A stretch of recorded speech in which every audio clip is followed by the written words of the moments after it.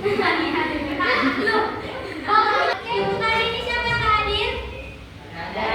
Dika mana? Ingat kan? Rajin tahu dia?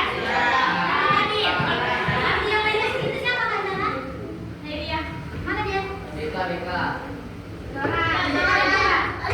Oke, berarti semuanya hadir ya? Ya. Untuk mulai pembelajaran baiknya kamu punya ditata dengan rapi dan sampah-sampahnya diambil. Kamu Kak, sampah-sampahnya diambil.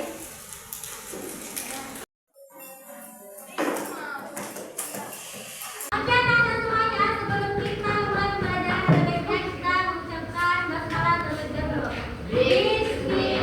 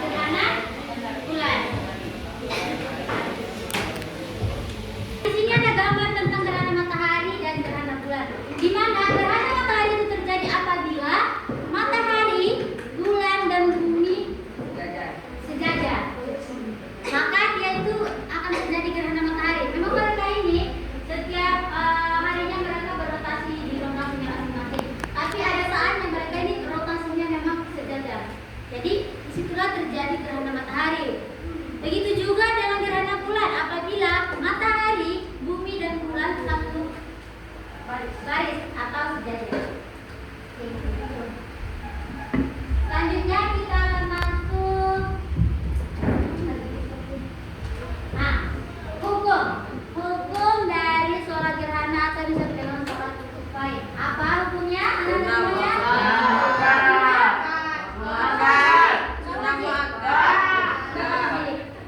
Jadi hukum dari sholat kusufai itu adalah sunnah muakkad atau sunnah yang sangat diingatkan. Selanjutnya kita akan bahas tentang ketentuan sholat gerhana.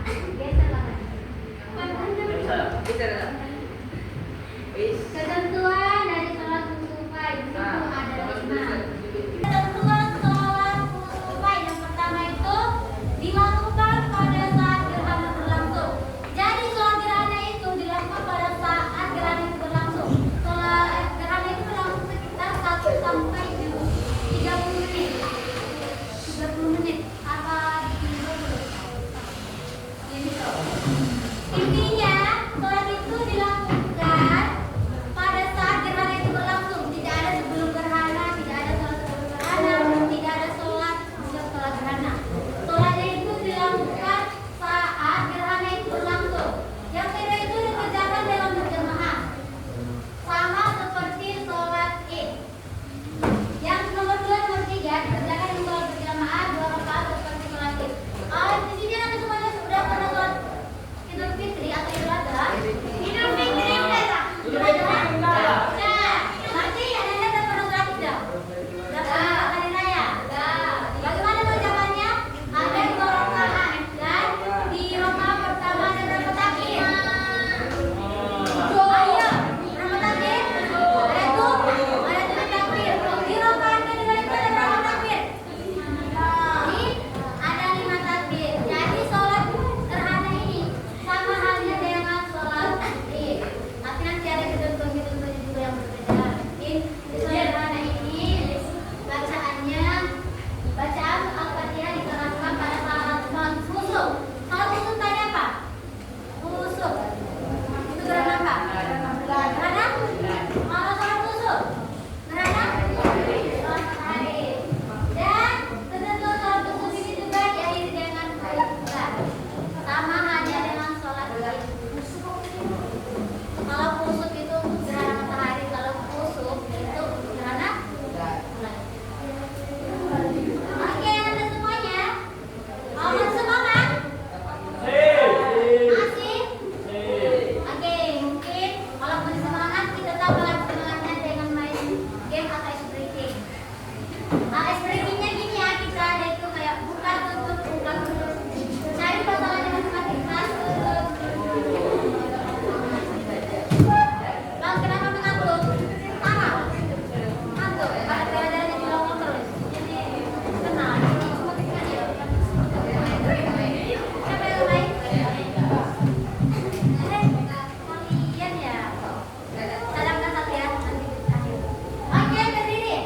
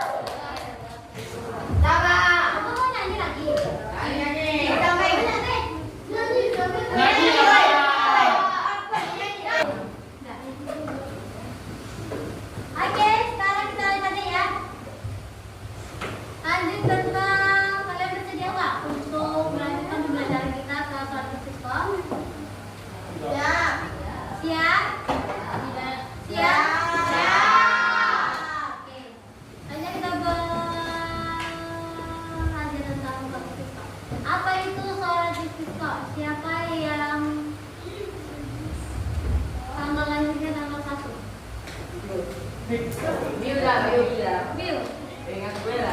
Tanggal 1 Biu. Ayo Biu, silakan baca apa yang lagi sekolah.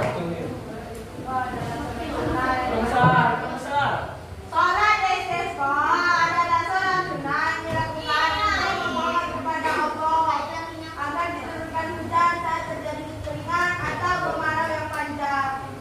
Oke, di sini sudah jelas ya bahwa salat istisqa adalah salat sunnah yang dilakukan untuk memohon kepada Allah agar diturunkan hujan saat terjadi kekeringan atau kemarau. Tapi perlu kalian catat, perlu kalian ingat bahwa kekeringan itu terjadi mungkin ada dua sebab. Ada sebab dia karena diuji oleh Allah, ada satu sebab lagi karena azab dari Allah. Makanya di sini nanti kita kembali tentang ketentuan. Kenapa kita harus salat istisqa? Ingat ya, siapa tahu nanti kalian juga lihat karena azab dari Allah, bukan ujiannya. Apa hukum dari salat istisqa itu? Siapa yang tahu? Hukum dari salat istisqa sunnah. Yang tanggal lahirnya tanggal 25. Tanggal 25 kan? Udah.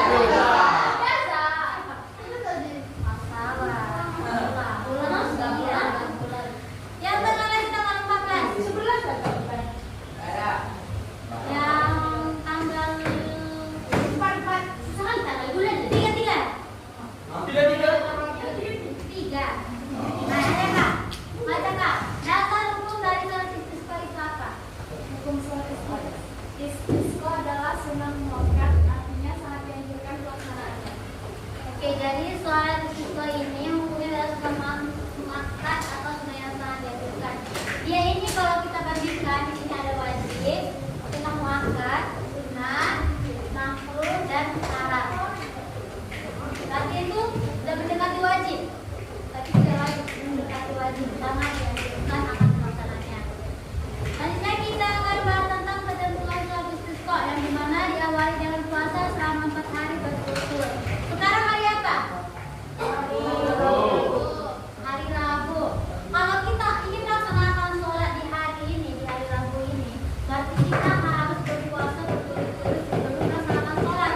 Yang dimana 3 hari sebelum hari Rabu ini sampai hari Minggu, Senin, Selasa, dan hari Rabunya. Kita melaksanakan sholat di hari Rabu, maka kita harus puasa 3 hari sebelum sholat dilaksanakan. Yang kedua ibadah memperbanyak istighfar, taubat, sedekah, dan amal baik. Kenapa kita disuruh untuk memperbanyak istighfar, taubat, dan sedekah dan amal baik? Karena yang tadi, siapa tahu Allah menurunkan kemarau ini tidak menurunkan hujan karena azab dari Allah, bukan ujian. Mungkin kalau ujiannya ini udah gimana, apakah bagaimana, apakah kalau ditunda ini, apakah ada berpaling dariku. Siapa tahu karena kita memang banyak dosa. Sanksi dari dosa yang banyak-banyak itu, sanksi dari dosa yang sudah bertumpuk di warga itu, di wilayah itu, sehingga Allah memperbanyak, sehingga Allah jadi memperbanyak terjadinya kemarau. Yang ketiga itu seruan tokoh ulama untuk menjalankan puasa dan menjauhkan diri dari maksiat. Sama halnya seperti poin pertama dan kedua. Jadi para ulama ini dianjurkan untuk menserukan bahwa di situ kalau kita puasa yang 3 hari tadi, yang 4 hari, tobat ya, sholat, menyerukan untuk berpuasa dan beramal baik maksudnya. Karena kembali kepada yang tadi, apakah ini ujian atau azab dari Allah gitu. Lagi, kalian puasanya diajak pelajarannya? Ya. Ya, enggak lah. Sama pelajaran puasa.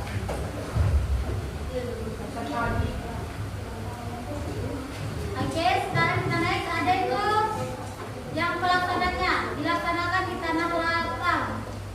Mungkin di sini ada masjid kan, tapi pelaksanaannya kita di Jepang itu di tanah lapang, mungkin di lapangan sekolah kita. Tapi di situ ada juga ini, bawa kucing, bawa domba, kambing. Kita itu dianjurkan untuk membawa hewan yang kita pelihara, tapi tidak dengan anjing ya. Oke, bisa pada ular boleh. Nah, oke sih, tapi harus kan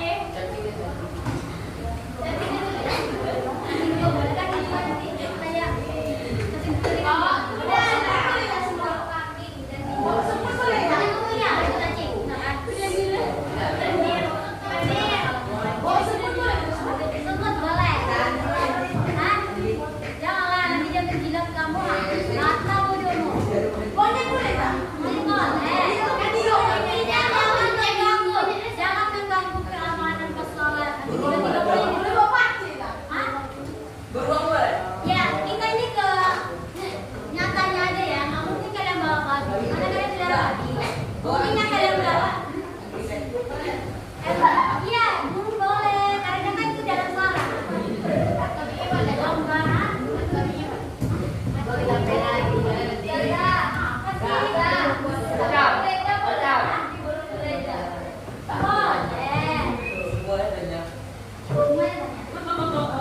Oke, ingat ya, dilaksanakan di tengah lambang, bukan di masjid. Dinamakannya menggunakan pakaian yang sederhana. Mungkin kalau kalian sholat id, pasti kalian memakai baju yang baru. Ya, terbentuk kemungkinan pasti kalian memakai baju yang masih baru, yang baru pertama kali dipakai. Pas sholat id kan? Ya, fokus. Tapi di sini kalian dibawa untuk menggunakan pakaian yang sederhana, menggunakan pakaian yang biasa tapi bersih, gitu. Sholat istisqa dilaksanakan 2 rakaat seperti sholat id dan sholat ibadah sama seperti sholat id. Tapi di sini perubahan selendang. Khotib, kalian tahu khotib? Apa itu khotib? Penceramah. Atau orang yang membacakan khutbah. Jadi di sini ada di posisinya. Mari kita praktekkan. Di saat dia selesai ceramah kan selendangnya itu ada di sebelah kanan. Pas dia menghadap kiblat, selendangnya diposisikan di sebelah kiri. Hah? Ya. Tanda ada doa dan tangisan. Karena jika kita memohon, apa harus pakai tangis. Kalau tangis, tapi tangis itu bukan yang formal, tidak menangis karena memang meminta. Namanya juga meminta. Kalau kita perlukan nangis dan kita mau, mama pas kita lama meminta, mama itu pasti nangis.